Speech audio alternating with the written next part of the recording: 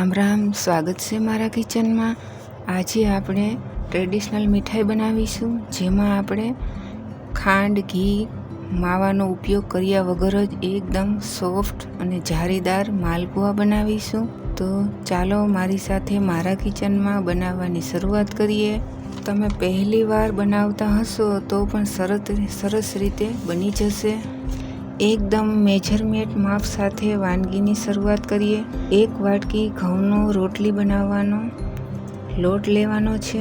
તે જ વાટકીનો આપણે માપ રાખીશું। તે જ વાટકીમાં અડધો વાટકો ગોળ લઈશું। તમે ગોળ ગમે તે લઈ શકો છો। આપણે આ કોલ્હાપુરી ગોળ લીધો છે।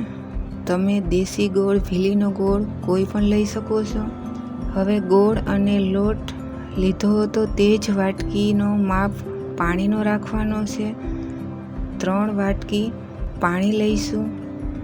હવે ગોળ અને પાણીને સારી રીતે ઓગાળી લઈશું। હવે તેને ગરણીથી ગાળી લઈશું। ગોળમાં કોઈ પણ જાતનો કચરો હોય તે નીકળી જશે। હવે તેમાં લોટ લઈશું, તેને સારી રીતે મિક્સ કરવો। લોટની ગુટલી જરા પણ ના રહેવા દેવી। આ રીતે મિશ્રણ તૈયાર કરવું। હવે તેને 5 મિનિટ ઢાંકીને સાઈડમાં રાખી દેશું।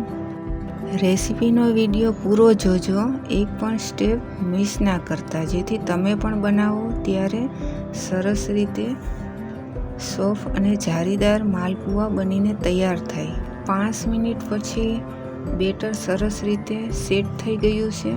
હવે તેમાં 1 ચમચી વરિયાળીનો પાવડર નાખીશું। વરિયાળીનો સ્વાદ સારો આવે છે। અને 1 ચમચી ઇલાયચી પાવડર નાખીશું। બરાબર મિક્સ કરી લઈશું। હવે એક પેનમાં તળી શકાય તેટલું તેલ લઈશું। પેન તમારે ઊંડું નથી લેવાનું, વિડીયોમાં જોઈ શકો છો તેવું લેવાનું છે, જેથી માલપુઆ એકબીજાને અડે નહીં અને સરસ બને। ગેસની ફ્લેમ મીડિયમ જ રાખવાની છે। તેલ ગરમ થઈ ગયું છે, તો હવે ચમચાથી આ રીતે માલપુઆ બનાવીશું।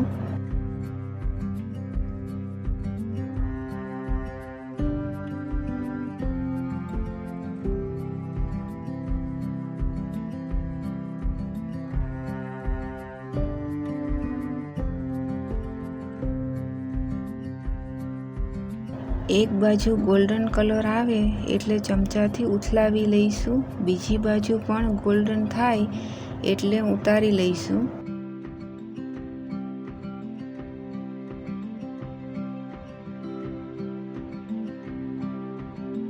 તો આપણે બધા જ માલપુઆ બનાવી લીધા છે। હવે આપણે સર્વ કરીશું। બાજુની કતરણથી ગાર્નિશ કરીશું। વચ્ચે ભાગ કરીને જોઈ શકો છો માલપુઆ સોફ્ટ અને રસદાર બન્યા છે। ખાંડની ચાસણીમાં પલાળ્યા વગર જ સરસ રસદાર બન્યા છે। તૈયાર છે માલપુઆ।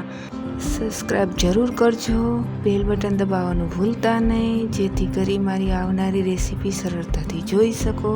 Thank you.